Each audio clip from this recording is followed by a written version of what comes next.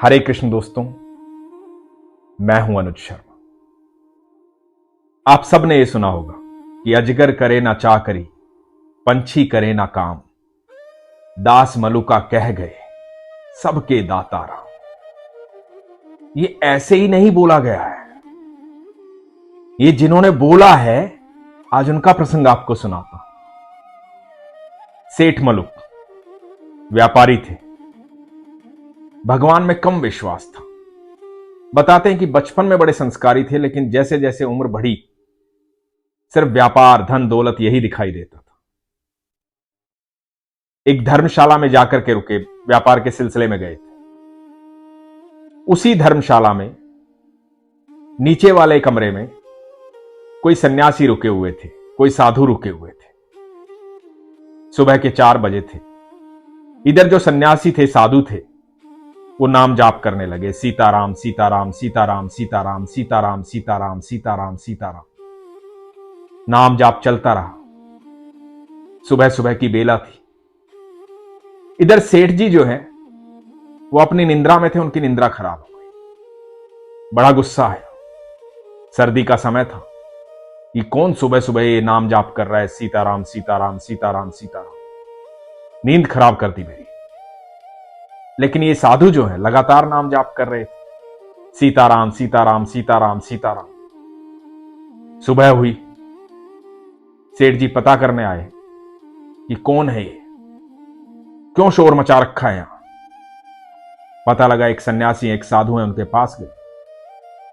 बोले कि क्यों महाराज ये सुबह सुबह आप नाम जाप कर रहे हो, सीताराम सीताराम सीताराम सीताराम, क्या होगा इससे? मेरी नींद खराब कर दी आपने। ये सुबह सुबह आराम करने का समय होता है। आराम से उठो, खाओ पियो, मस्त रहो। सुबह 4 बजे उठ करके कौन सीताराम सीताराम करता है? पूरा दिन पड़ा है, जो करना है करो। सारा मूड खराब कर दिया सुबह सुबह।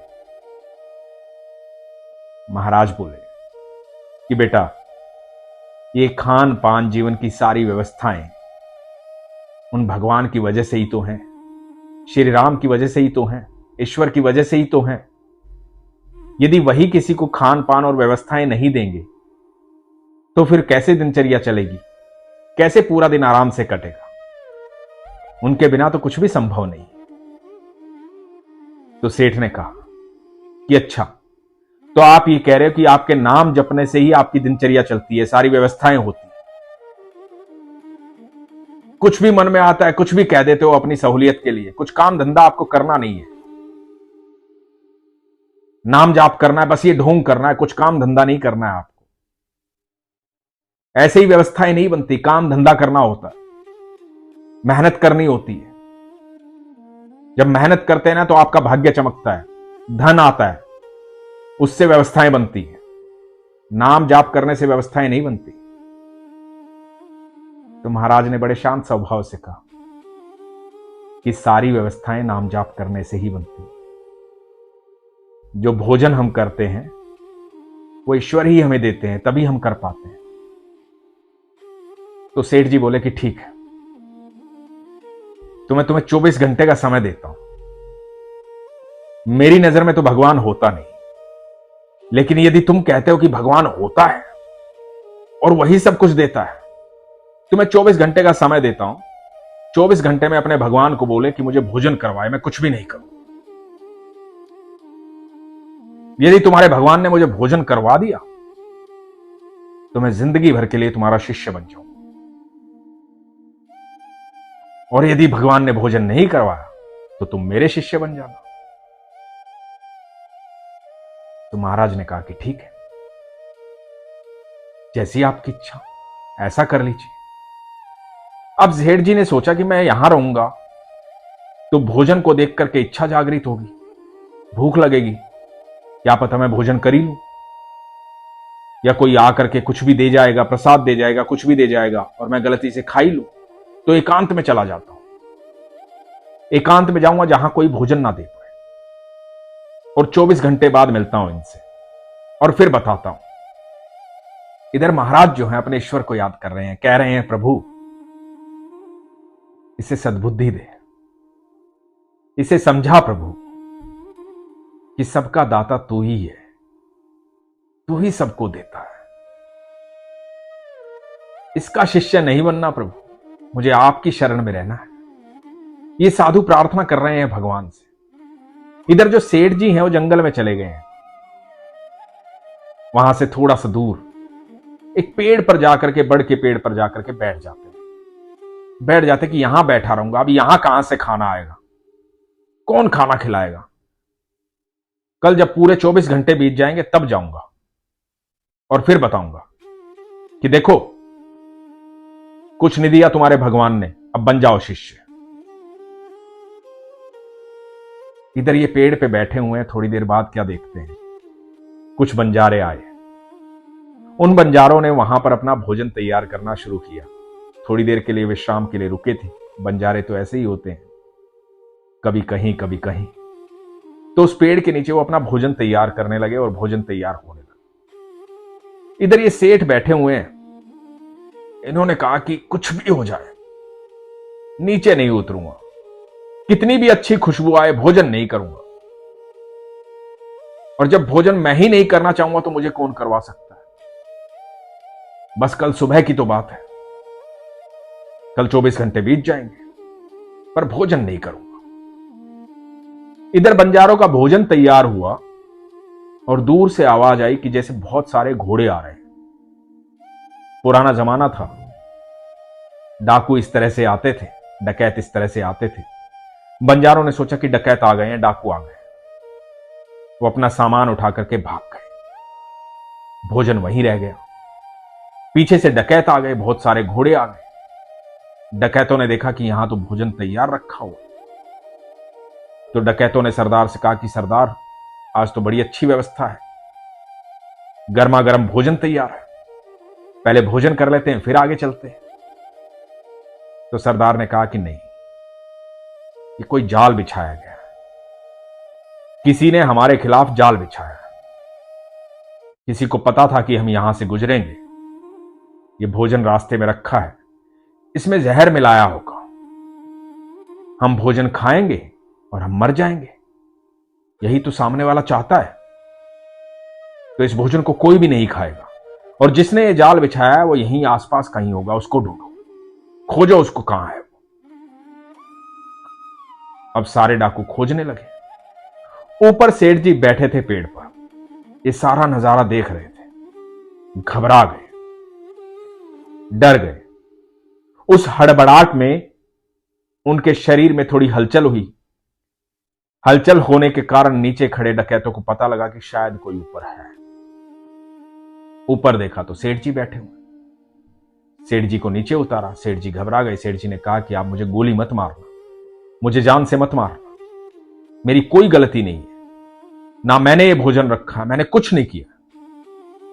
तो सरदार ने कहा कि कोई बात नहीं, हम गोली नहीं मारेंगे, तुमने ये जो जाल बिछाया है इसका हमें पता चल गया, अब तुम ये भोजन खाओ, चलो भोजन करो। सेठ जी ने कहा कि नहीं, भोजन तो मैं नहीं करूंगा, भोजन तो मुझे करना ही नहीं है।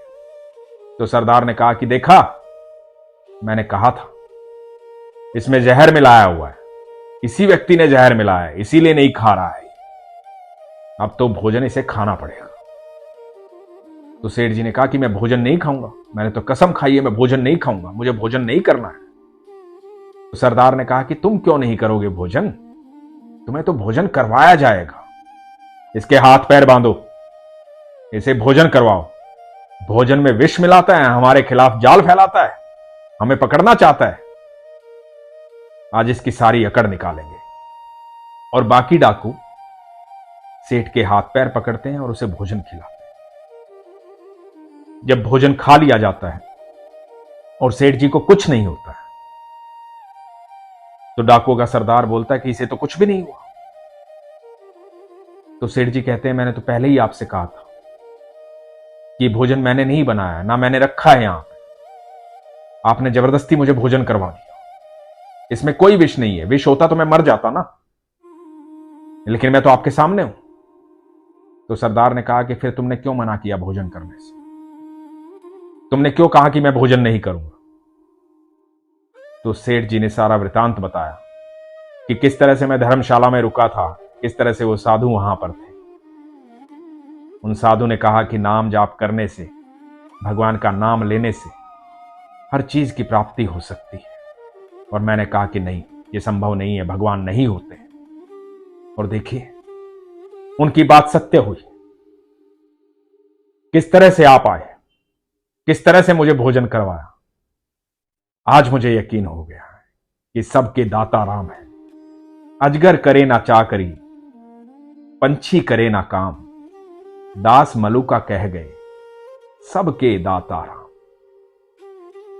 ये सेठ जी संत मलुक दास जी थे, भगवान के अनन्य भक्त। बताते हैं कि 108 साल तक इस धरती पर रहे, बहुत कुछ लिखा, भगवान के अनन्य भक्त हुए, ईश्वर से बेहद प्रेम करते थे।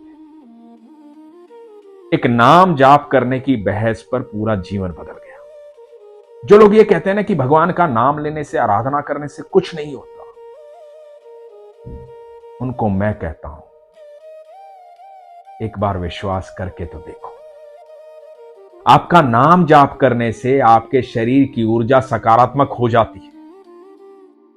सिर्फ आपकी ऊर्जा सकारात्मक नहीं होती, आपके आसपास की ऊर्जा बदल जाती है। और जब आपके आसपास की ऊर्जा बदल जाती है तो ऐसी कोई चीज नहीं होती जो असंभव होती है, क्योंकि मेरे ईश्वर के शब्दकोश में असंभव शब्द ही नहीं। आपने कभी सोचा है कि जंगलों में इतने बड़े बड़े पेड़ लगे होते हैं, बड़े तरीके से लगे होते हैं, कौन आकर के उनको जल देता है?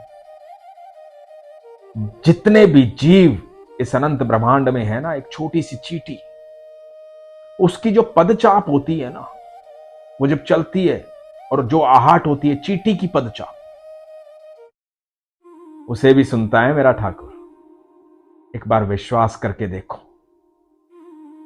और जिस दिन आप विश्वास करना शुरू कर देंगे ना, आपके जीवन में पल प्रतिपल चमत्कार होने शुरू हो जाएंगे। क्योंकि चमत्कार तो हर पल हो ही रहे हैं, लेकिन आंखों के सामने अविश्वास का पर्दा है। जैसे ही अविश्वास का पर्दा हटेगा और विश्वास नेत्रों में जागृत होगा, मन में जागृत होगा, आपकी दृष्टि में वो क्षमता आ जाएगी कि आपको ये सारे चमत्कार दिखाई देने शुरू हो जाएंगे। एक अदृश्य शक्ति आपके चारों तरफ एक घेरा बना देगी, जिससे आप सुरक्षित रहेंगे। इतनी सकारात्मक ऊर्जा का प्रवाह आपके शरीर से होगा, आपकी वाणी से होगा, कि लोगों के जीवन बदलने शुरू हो जाएंगे। आपके चेहरे पर एक अद्भुत तेज आएगा, आपकी ऊर्जा में वो क्षमता आ जाएगी कि आपसे मिलकर के कितना भी नकारात्मक व्यक्ति हो, सकारात्मक हो जाएगा। क्योंकि जब आप ईश्वर के करीब जाते हैं तो ईश्वर की ऊर्जा से जुड़ जाते हैं, आप ईश्वर के प्रिय हो जाते हैं। ईश्वर आपको सारी क्षमताएं प्रदान करते हैं। इसलिए एक बार विश्वास करके देखिए, फिर देखिए हर पल चमत्कार। इसीलिए हमेशा कहता हूं, अपने विश्वास को मजबूत रखिए, अपना ख्याल रखिए। हरे कृष्ण।